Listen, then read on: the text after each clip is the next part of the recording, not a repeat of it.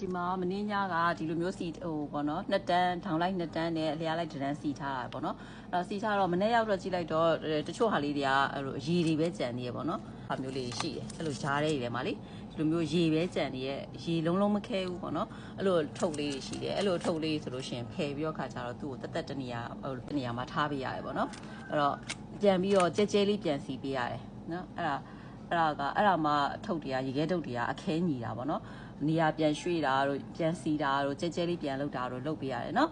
အဲ့လိုမှမလုပ်လို့ရှိရင်အဲ့လိုမျိုးပြပြကြက်ကြီးပဲထားတယ်ဆိုလို့ရှိရင်เนาะအဲ့ဒါမခဲတော့ဘူးပေါ့နော်အဲ့ဒါကြောင့်မလို့နေရာပြန်ပြီးတော့ရွှေ့ပေးရပါတယ်ခဲတာလေးလာပြောတာရှင်ဘာလို့လဲဆိုတော့ကျမဆက်ချင်းရေခဲချောင်းလုပ်တော့ဆိုလို့ရှိရင်လေဒီမှာလည်းအများကြီးရောင်းကျင်စောနဲ့အကုန်လုံးပြစ်သိပ်ပြီးတော့ထည့်တာပေါ့နော်မနေ့ကျတော့ရောင်းမယ်ဆိုလို့ရှိရင်ကြည့်လိုက်တော့တချို့တွေကမခဲတချို့တွေကရေပဲလုံးကျန်းအဲ့လိုမျိုးတွေဖြစ်တတ်တယ်ပေါ့နော်အဲ့ဒါကြောင့်မလို့ဒီလိုမျိုးလေးပြန်စစ်ရတယ်ပေါ့နော်ပြန်စစ်ပြီးတော့မှမခဲတဲ့ထုတ်ကလေးတွေကိုဖယ်ပြီးတော့ခါကြတော့တနေရာမှာထားဖို့သူခဲနိုင်တဲ့နေရာလေးလောက်မှာသွားထားပြရတယ်ပေါ့နော်နောက်ပြီးတော့နေရာကိုကြဲကြဲလေးပြန်စီပေးရပါတယ်ရှင်ခဲပြီးသားထုတ်တွေကတော့ဒီလိုမျိုးထပ်ထားလို့ရပါတယ်နော်ခဲရလေးလာပြောရရှင်ကျေးဇူးပါဘိုင်